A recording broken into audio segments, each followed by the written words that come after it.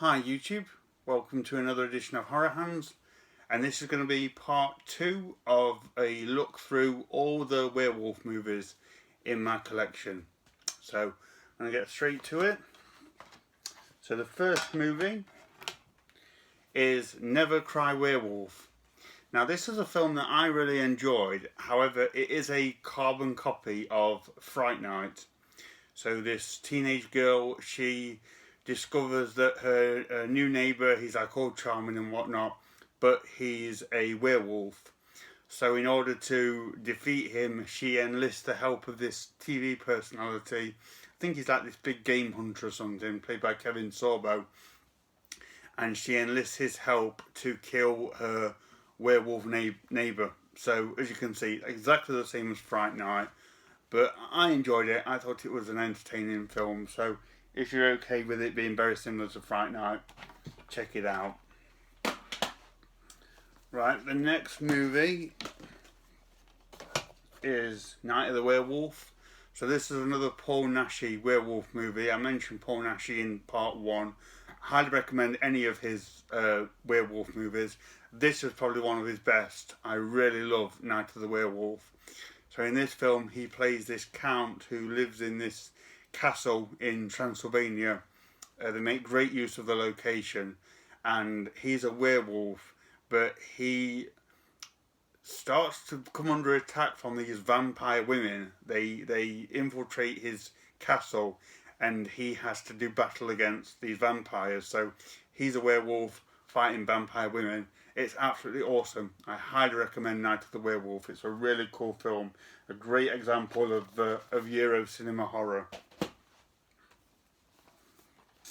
Okay, the next movie is Night Shadow. Never hear anyone talk about this. I enjoyed this film. It's a bit slow, bit of a slow burn, but there is some cool werewolf moments towards the end of the film, and the werewolf looks pretty good. So yeah, not one that I ever sort of see around. So if you do come across it, it's probably worth picking up and checking out.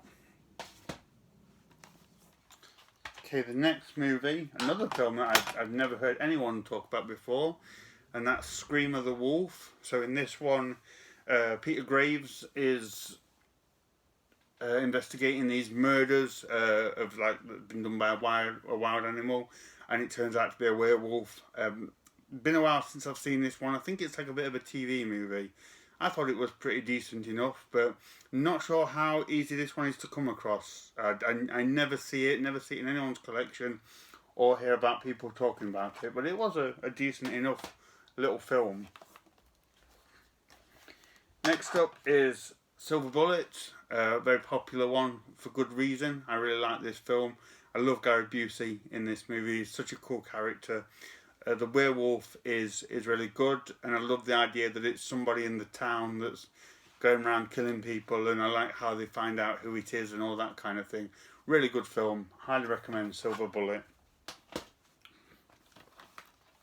Next movie is Skinwalkers, which is a really good film. This is a very underrated film, I think, and one that I would highly recommend.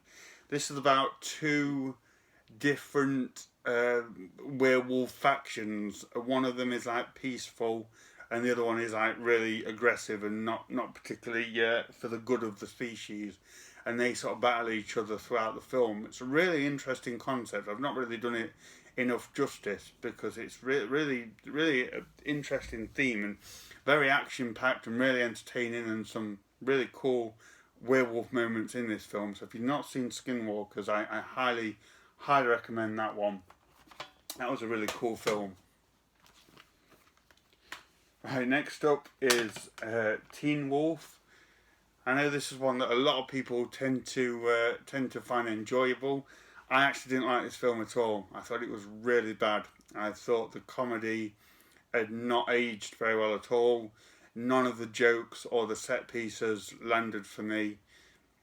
The wolf itself wasn't particularly impressive, so yeah, not one that I'm particularly all that fond of, although I do know a lot of people have fond memories of watching Teen Wolf, but doesn't have that nostalgia factor for me, unfortunately.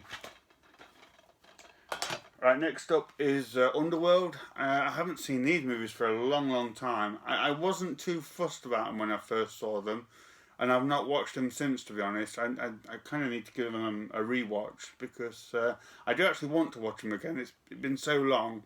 I have a feeling I might enjoy these a bit more now, so I'll give them a watch at some point again. So I have the first Underworld, and then I have Underworld Evolution, which is the second one. I just had these two movies, but like I say, unfortunately, I don't remember too much about these. Right, next up is The Unliving. Now, this is a Paul Naschy one, but this movie is terrible. Paul Naschy's heyday was like 70s and 80s. This movie is from about 2003, I think, and he just plays a very supporting role in it. And it's a really awful film. There's hardly anything going on. There's no sort of werewolf action that I can remember. It's just these horrible sort of teenagery characters and that kind of thing. So yeah, not one that I can recommend. I didn't like this one at all. And the cool cover tends to give it more credit than what it deserves. Next movie is Weir, which I got last month. Really enjoyed this one. This was a pleasant surprise for me.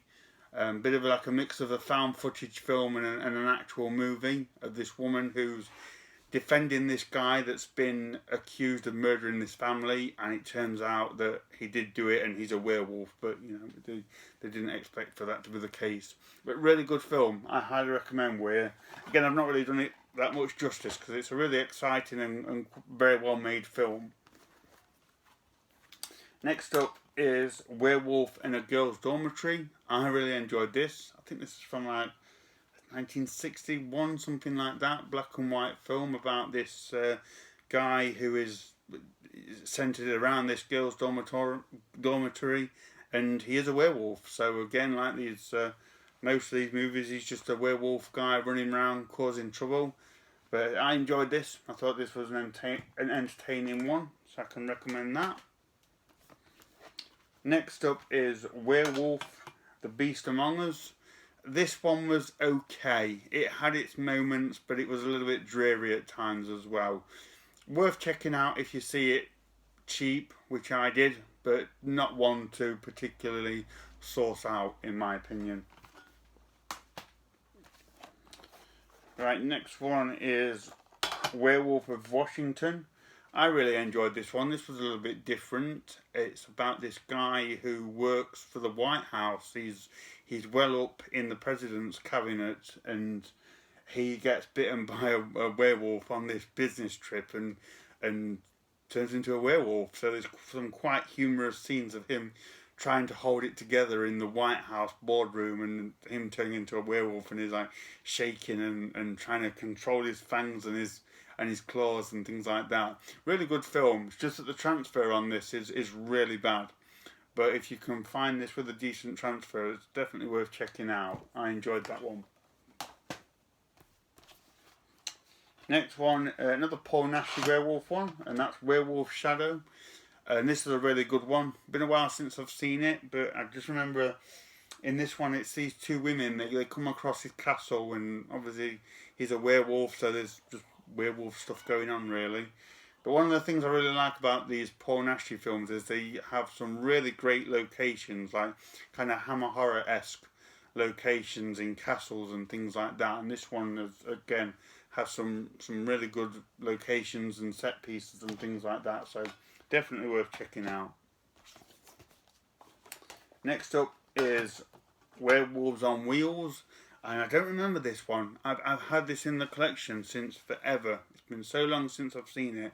I don't remember it being anything special, but it must be sort of 15 plus years since I've seen this film. So another one that I need to give a rewatch to.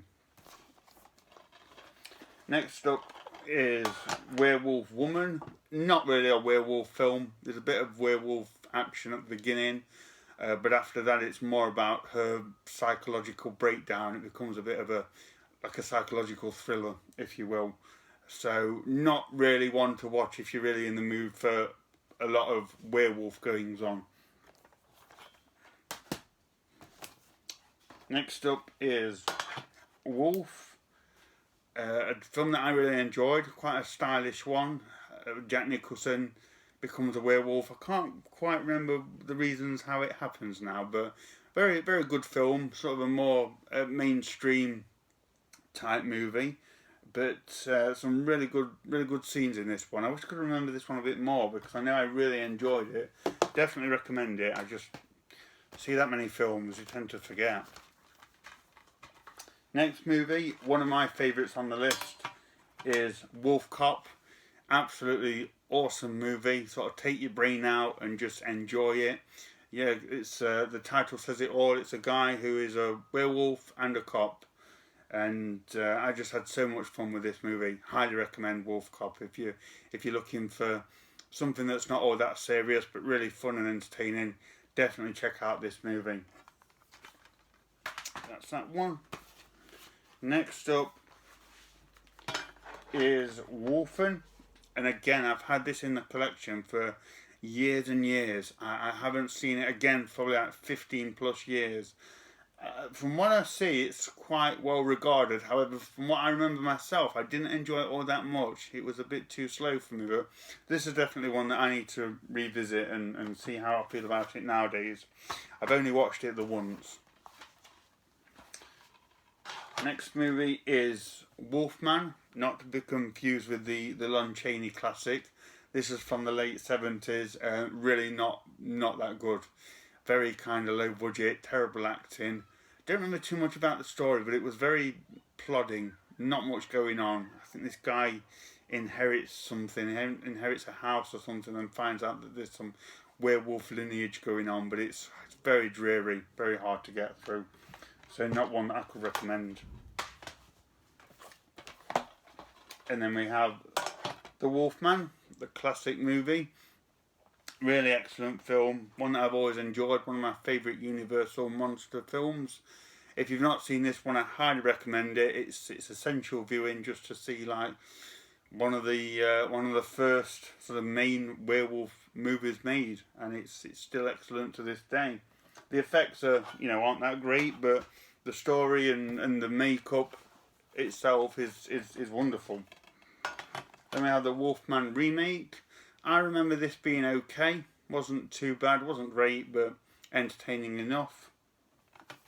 So, worth checking out. And then the last movie is Wolf Moon, which I haven't seen for a while, but I remember enjoying this. I was pleasantly surprised. It's quite a long film. It's over 2 hours, but I just remember thinking it was okay. So, sorry I can't remember it all that much, but I do recommend it because I enjoyed it. So that was part 2 of all my werewolf movies. So again, I hope you got some decent recommendations there.